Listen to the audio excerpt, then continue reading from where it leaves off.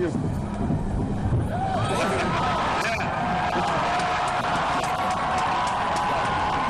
Are you prepared to take the oath, Senator? I am. I, Barack Hussein Obama, do solemnly swear I, Barack Hussein Obama, do solemnly swear that I will execute the office of President to the United States faithfully, that I will execute faithfully the office of President of the the office United of President of the States, United States faithfully, and will, to the best of my ability, and will, to the best of my ability, preserve, protect, and defend the Constitution of the United States. preserve, protect, and defend the Constitution of the United States. So help you God. So help me God. Congratulations, Mr. President. All the best wishes.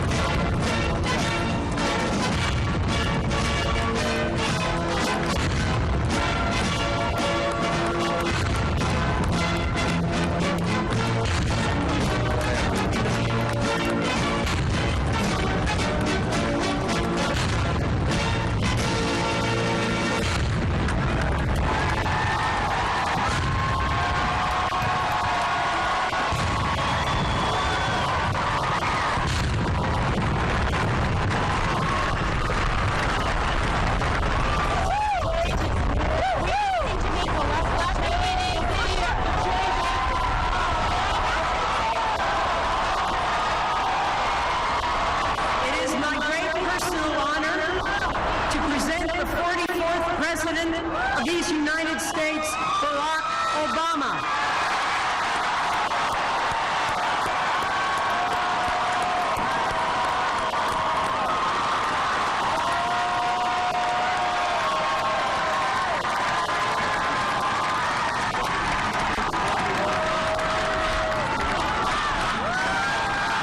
Thank you. Thank you.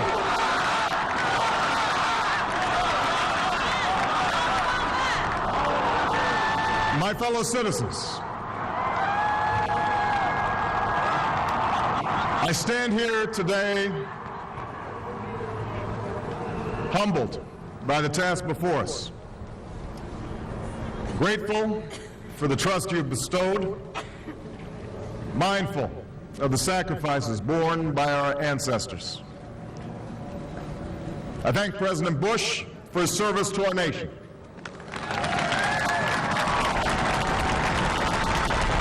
As well as the generosity and cooperation he has shown throughout this transition.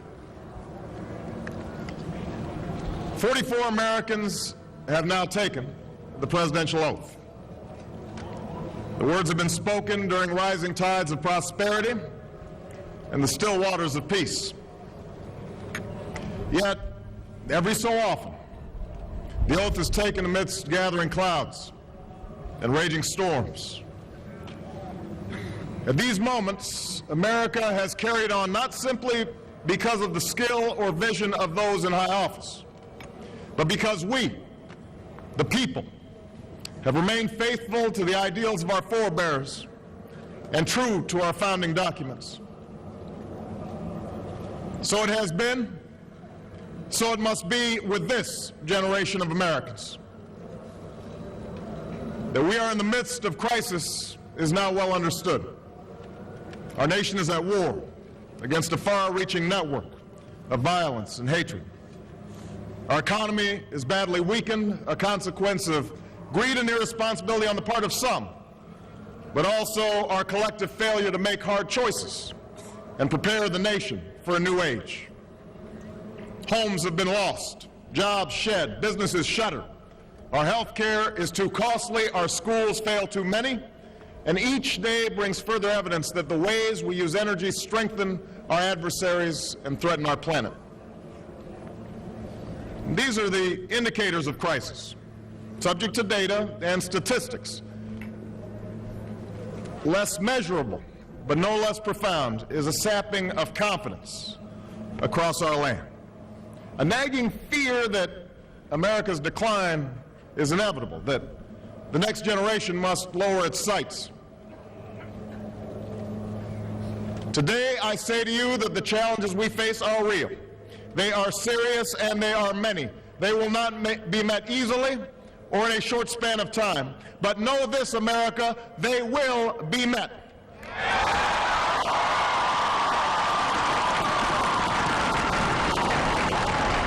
On this day, we gather because we have chosen hope over fear, unity of purpose over conflict and discord.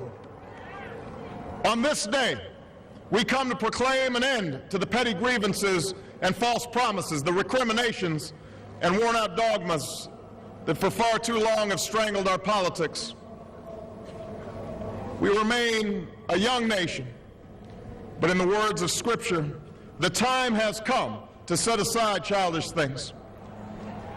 The time has come to reaffirm our enduring spirit, to choose our better history, to carry forward that precious gift, that noble idea passed on from generation to generation, the God-given promise that all are equal, all are free, and all deserve a chance to pursue their full measure of happiness.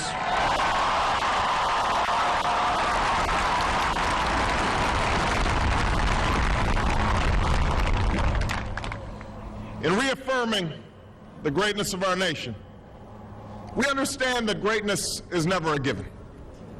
It must be earned. Our journey has never been one of shortcuts or settling for less. It has not been the path for the faint-hearted, for those who prefer leisure over work or seek only the pleasures of riches and fame.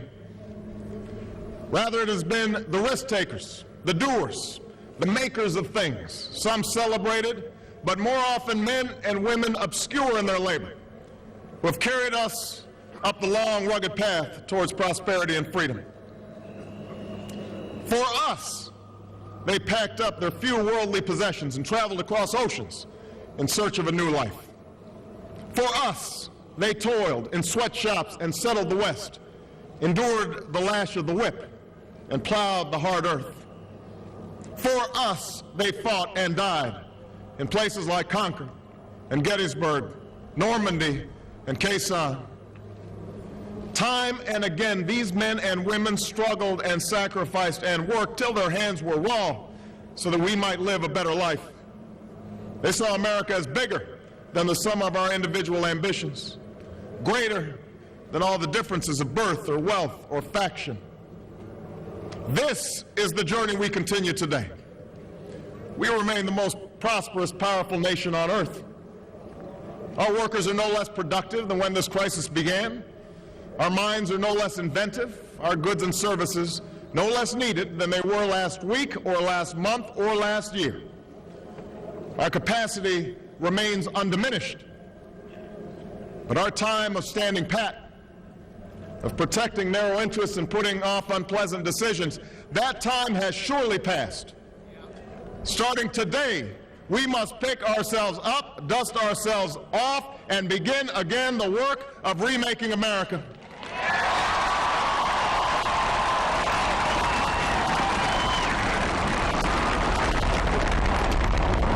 For everywhere we look, there is work to be done. The state of our economy calls for action, bold and swift, and we will act, not only to create new jobs, but to lay a new foundation for growth. We will build the roads and bridges, the electric grids and digital lines that feed our commerce and bind us together. We will restore science to its rightful place and wield technology's wonders to raise healthcare's quality and lower its cost. We will harness the sun and the winds and the soil to fuel our cars and run our factories, and we will transform our schools and colleges and universities to meet the demands of a new age. All this we can do. All this we will do. Now, there are some who question the scale of our ambitions, who suggest that our system cannot tolerate too many big plans. Their memories are short, for they have forgotten what this country has already done, what free men and women can achieve when imagination is joined to common purpose and necessity to courage, What the cynics fail to understand is that the ground has shifted beneath them, that the stale political arguments that have consumed us for so long no longer apply. The question we ask today is not whether our government is too big or too small, but whether it works, whether it helps families find jobs at a decent wage, care they can afford, a retirement that is dignified. Where the answer is yes, we intend to move forward. Where the answer is no, programs will end. And those of us who manage the public's dollars will be held to account to spend wisely, reform bad habits, and do our business in the light of day, because only then can we restore the vital trust between a people and their government. Nor is the question before us whether the market is a force for good or ill. Its power to generate wealth and expand freedom is unmatched. But this crisis has reminded us that without a watchful eye, the market can spin out of control. The nation cannot prosper long when it favors only the prosperous. The success of our economy has always depended not just on the size of our gross domestic product, but on the reach of our prosperity, on the ability to extend opportunity to every willing heart, not out of charity, but because it is the surest route to our common good.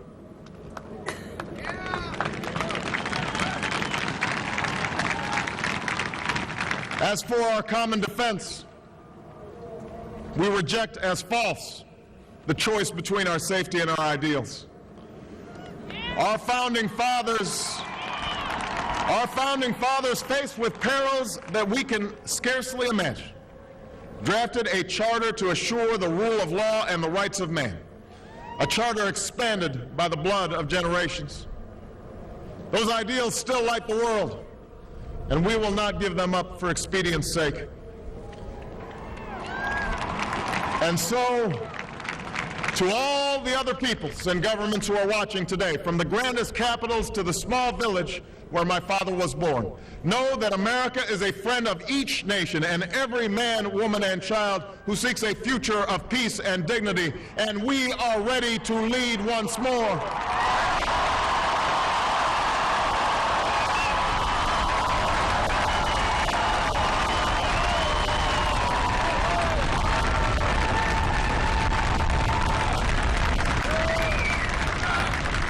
Recall that earlier generations faced down fascism and communism not just with missiles and tanks, but with the sturdy alliances and enduring convictions. They understood that our power alone cannot protect us, nor does it entitle us to do as we please. Instead, they knew that our power grows through its prudent use. Our security emanates from the justness of our cause, the force of our example, the tempering qualities of humility and restraint. We are the keepers of this legacy.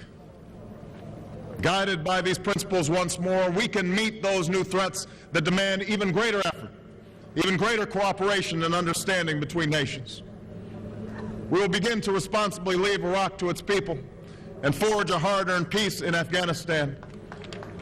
With old friends and former foes, we will work tirelessly to lessen the nuclear threat and roll back the specter of a warming planet. We will not apologize for our way of life, nor will we waver in its defense. And for those who seek to advance their aims by inducing terror and slaughtering innocents, we say to you now that our spirit is stronger and cannot be broken. You cannot outlast us, and we will defeat you.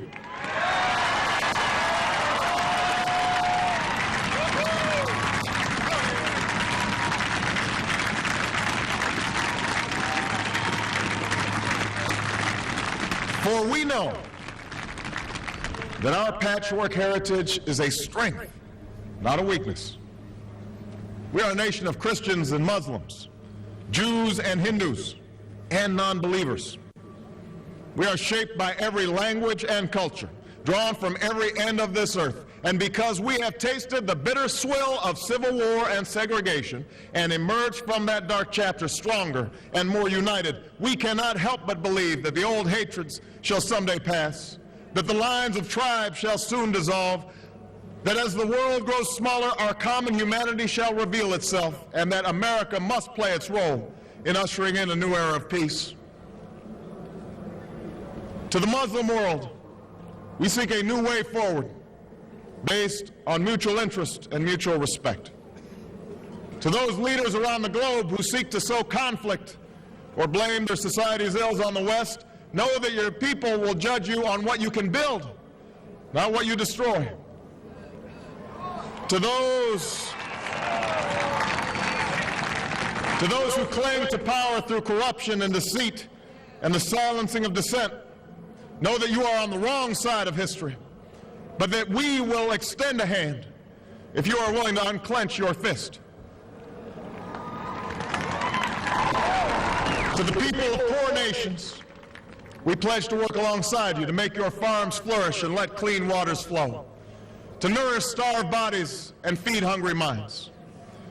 And to those nations like ours that enjoy relative plenty, we say we can no longer afford indifference to the suffering outside our borders, nor can we consume the world's resources without regard to effect.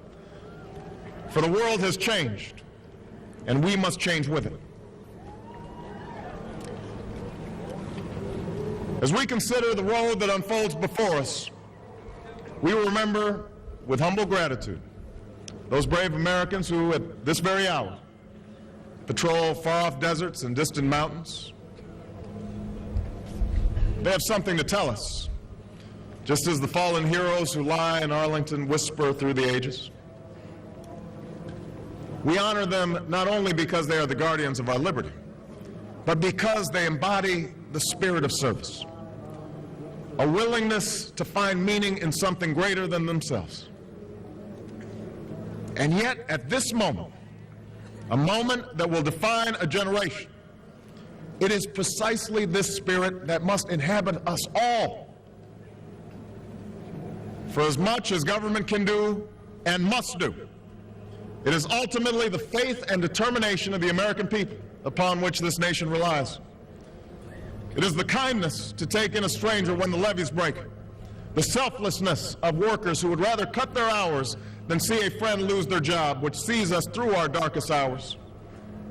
It is the firefighter's courage to storm a stairway filled with smoke, but also a parent's willingness to nurture a child that finally decides our fate. Our challenges may be new. The instruments with which we meet them may be new. But those values upon which our success depends, honesty and hard work, courage and fair play, tolerance and curiosity, loyalty and patriotism, these things are old. These things are true. They have been the quiet force of progress throughout our history. What is demanded then is a return to these truths. What is required of us now is a new era of responsibility, a recognition on the part of every American that we have duties to ourselves, our nation, and the world, duties that we do not grudgingly accept, but rather seize gladly, firm in the knowledge that there is nothing so satisfying to the spirit, so defining of our character, than giving our all to a difficult task. This is the price and the promise of citizenship. This is the source of our confidence, the knowledge that God calls on us to shape an uncertain destiny. This is the meaning of our liberty and our creed, why men and women and children of every race and every faith can join in celebration across this magnificent mall, and why a man whose father less than 60 years ago might not have been served in a local restaurant can now stand before you to take a most sacred oath.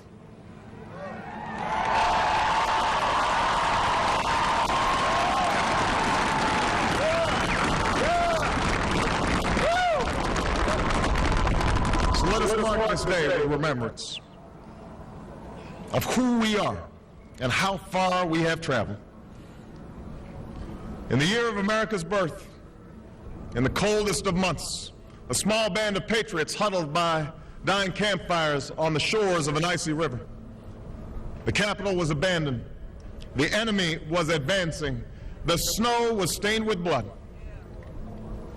At a moment when the outcome of our revolution was most in doubt, the father of our nation ordered these words be read to the people.